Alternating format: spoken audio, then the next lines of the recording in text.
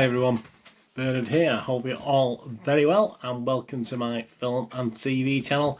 And today is a film review. It's a foreign film review today. There's a lot of these things appearing on Amazon and Netflix, etc. that are dubbed into English. So I'm not too sure if there's an actually subtitled version of this, but I got to watch it recently. It sort of interested me, and I thought I'd have a watch because it's got some good reviews and some bad reviews. So it's always hopefully hoping it's more good than bad. So we're going to look at a Russian film, another science fiction action adventure from Russia, which they seem to be quite prolific at the moment.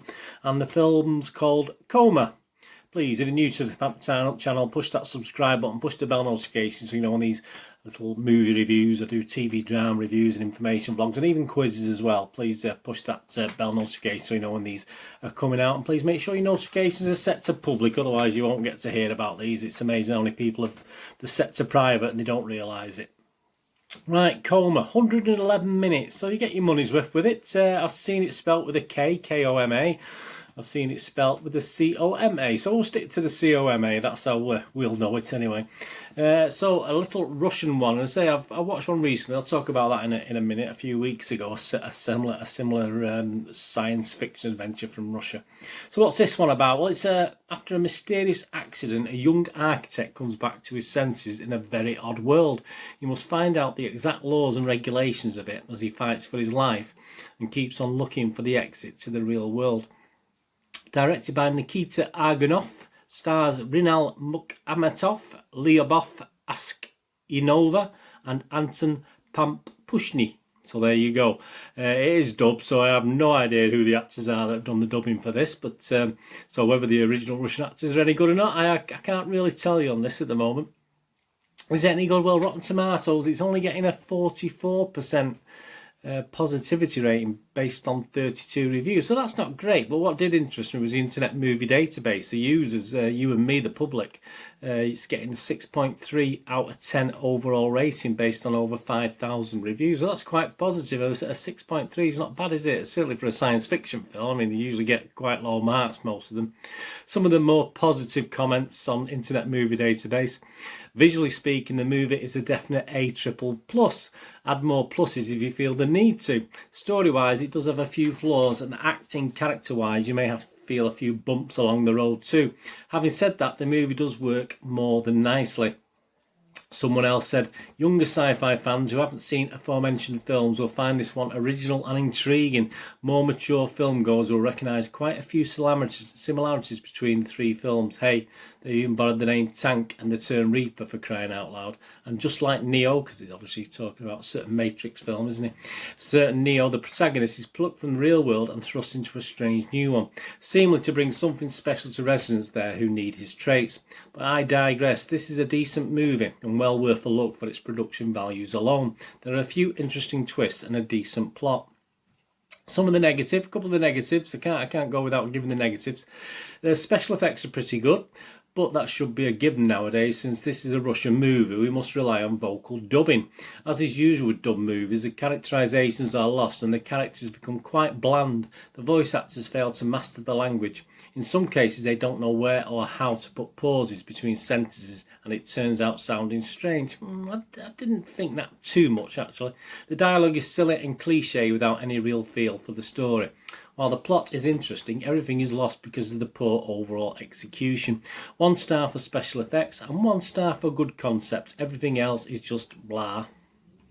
And another negative, the first 20 minutes are promising. From then on it goes down and down. As a lover of Russian movies, I understand their stupid directing and acting. But come on, acting in this flop is so bad the whole film is cased on an idea that is so stupid it is unbearable. The holes in the plot and the idea are so big that there is not much outside of these holes. The CG is good, not brilliant, and the shooting from one angle to another is a nice idea. So he did have some pluses in that, a little bit of a negative. It was a bit down on it though, wasn't it? Yeah, movie game nostalgia. My little thoughts on this. As I said, I'm not overly sure there's a subtitle version. The dubbing's okay actually. It's not too bad. There's 1 or 2 not great actors there doing the dubbing, but overall it's not too bad because it does have a lot of early promise. I mean, you think of film starts like the Day of the Triffids or War of the Worlds, things like, not War of the Worlds, the 28 Days Later, that sort of thing. You think of them starts to a film where they sort of drag you in and you wonder what's going on. And this does show sort of early promise and really does draw you into the film. Unfortunately, after the first 20 or 30 minutes, I think as someone said there, you're just really looking for interesting special effects and rather than enjoying the story, which gets a little bit bogged down at times and a bit confusing. Yeah, I mean, it's very much like other movies out there, but the Russians are doing some okay sci-fi, although not totally blowing us away. They're producing quite a lot at the moment, in all fairness. I looked at the other Russian film I mentioned earlier, was Blackout, a few weeks ago. And it rated okay, but again, it's the sort of same with this. It sort of goes so far, but doesn't quite finish off, So I think I give Blackout a 6 out of 10 at the time, which, as I say, there's a lot to like in it, and it didn't quite go the way I thought. And this is the sort of same. There is a lot to like in it, but it doesn't quite progress as you'd hope, perhaps, or keep your interest as you'd hope it would. Of course, dubbing's always going to have an effect on characterisation. It does make it extremely hard to invest in the characters if it's not dubbed well or the acting's not great. You don't have a real feel for the characters, and it all feels a little bit hollow to me. I didn't really care that much about the characters, which you've got to in these sort of films where characters are being chased by evil monsters or whatever they are in this. Reapers or whatever they're called. So I mean, you do have to care about whether they live or die, and if you don't, it sort of ruins the whole point of the film, to be honest with you. I mean, visually, as it's been stated there, it is excellent, and it's certainly a big screen experience. I mean, if you've got a nice big telly, you'll be all right with this, but again, the storyline doesn't really offer anything new. It is bits and pieces of other films thrown in. The action is okay, and it does make good use of the CGI. I mean, there's some great sort of chase scenes, etc., where they actually use the CGI effects and the special effects to they sort of link up really, really well. And it's pretty seamless, to be honest with you. I'm quite impressed with the CGI elements of it. It was really well done. So, yeah, story could have been a lot better. Again, there was a lot of potential with this, but as I said, I will watch more Russian sci-fi, and there's quite a few out there I've not watched yet. But say this piqued me interest because obviously the Joe Public, you and me, did seem to like it on Internet Movie Database. But yeah, I don't think this progresses us any more than that Blackout film. I think it goes so far and it just nicks stuff from all over the place. But after about an hour, you do get fed up of watching for good CGI. You do get fed up of watching for what's in the background. It does get a bit monotonous, so, and the story doesn't really make up for it, unfortunately. So, but I'm still going to give it a watchable rating. I still think it is worth a watch if you like good sci-fi with good special effects. As I say, if you don't mind the story not being 100% brand new, which are these days. I mean, it's very hard to say, isn't it? So you're not going to be blown away. But I'd give it a 6 out of 10. But perhaps there is a Russian sci-fi out there that's. I've read a couple synopses on a couple of Russian sci-fis that look really, really good. So hopefully there might be one out there that's going to, at some stage, blow me away. But this didn't quite do that. But I sort of played with giving it a 5.5 rating, but in the end I've given it a 6 out of 10 rating. So yeah, I'm hoping that we do get a little bit of improvement. As I say, it's getting a little bit samey, unfortunately, these Russian films. And the dubbing, again, it works and it doesn't work. So I wouldn't mind seeing a subtitled version. There's a few action scenes, and just to see how good the Russian actors look and feel, because you don't really get that when you've got dubbed voices.